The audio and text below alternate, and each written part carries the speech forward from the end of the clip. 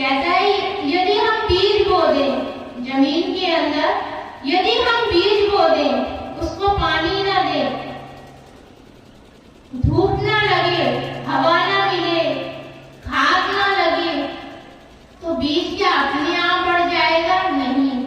इसी तरह से वो आत्माएं जो करोड़ों साल से उस परमात्मा से बिछड़ी हुई है, जब तक हम उस आत्मा को धीरे धीरे कर नहीं समझाएंगे, जब तक हमें उस गालियों का, उस दुर्व्यवहार का हमें सामना करना पड़ेगा। और जब वो सभी आत्माएं समझ जाएंगी तो वो भी आज जिस सुख और आनंद से हम भरे हुए हैं, उसी सुख और आनंद से वो भी भर जाएंगी। तो सभी संत अपने शिष्यों को इसी प्रकार से समझाते हैं कि सत्य को जानने वाले बहुत कम हैं। झूठ और चमत्कार को सभी नमस्कार करते हैं।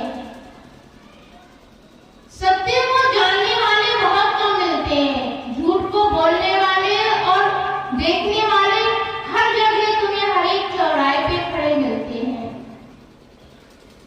यहाँ पर सत्संग में जो भी बातें सभी को बताई जा रही है, आप सभी लोग पहले से ही जानते हैं और बहुत खूब अच्छी तरह से जानते हैं। यदि मैं ऐसा कहूँ, इस गांव में सबसे डरने वाली स्त्री, सबसे बुरा व्यवहार करने वाले व्यक्ति से भी आप जाकर अनुरोध करेंगे कि परमात्मा के बारे में बताएं, तो वो भी हमसे ज्यादा अच्छा व्याख्यान करके आपको बता देंगे। परंतु सत्यता क्या है? परमात्मा को सिर्फ बातों से नहीं जाना जाता कि व्याख्या कर दो और परमात्मा मिल गए, उस पन्नों को पढ़ लो और परमात्मा मिल गए। जैसे पहले ही बताया है कि वेद शास्त्रों को पढ़ के यदि परमात्मा मिल जाते, तो सभी ने रामायण और गीता, भागवत सभी ने अपने घरों में सभी ने सब कुछ करवा रखा है। वन पाठ, पूजा, रामायण, गीता, भागवत, पुराण सभी ने वो व्रत रखे, सभी ने सब कुछ किया है। यदि कोई भी उसमें से बताए कि हाँ हमें परमात्मा मिला है, तो सत्य भी जाना जाए। परंतु वास्तविकता ये है कि वो हमारे व्यवहार को जरूर बदल सकते हैं। हमारे अंदर ये सब जितने भी धर्म ग्रंथ हैं, ये गलत नहीं है, सब सही है।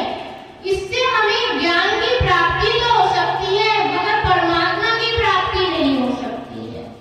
ज्ञान तो अर्जित किया जा सकता है और ज्ञान की व्याख्या की जा सकती है, परंतु परमात्मा नहीं मिल सकता, क्योंकि उस पन्नों और किताबों में वो है ही नहीं। जहाँ पर वो है उधर हम जाते ही नहीं।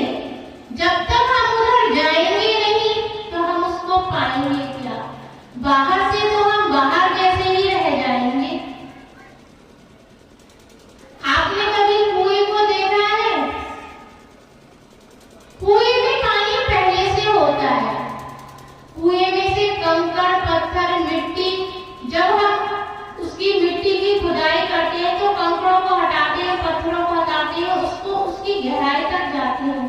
उसके अंदर पानी पहले से होता है, सिर्फ हटा करके हम उसको मिल जाते हैं। और जो भी हम छोटे छोटे पुल या कुछ भी और भी छोटे छोटे हम तालाब टाइप में बनाते हैं, तो उसके अंदर हमें मिट्टी, कंकड़, पत्थर जोड़ करके एक हौद सी बनानी पड़ती है। फिर उसके अंदर हम पानी डालते हैं, तब वो इकट्ठा होता है। और उसको यदि अधिक दिन तक इकट्ठा किया जाए तो उसमें सड़ान पैदा हो जाती है। और कुएं की जितनी खुदाई करेंगे उसमें से सब कंकड़ पत्थरों को निकाला जाता है, तब पानी मिलता है और हौद वगैरह में पानी को डाला जाता है।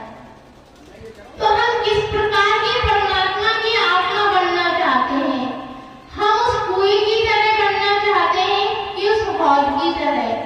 यदि हमें कुएं की तरह बनना है तो हमें कुएं की तरह मेहनत करनी होगी। अपने अंदर से वो कंकड़ पत्थर रूपी अहंकार, काम, क्रोध, लोभ, मोह, अहंकार को अपने अंदर से हटाना होगा।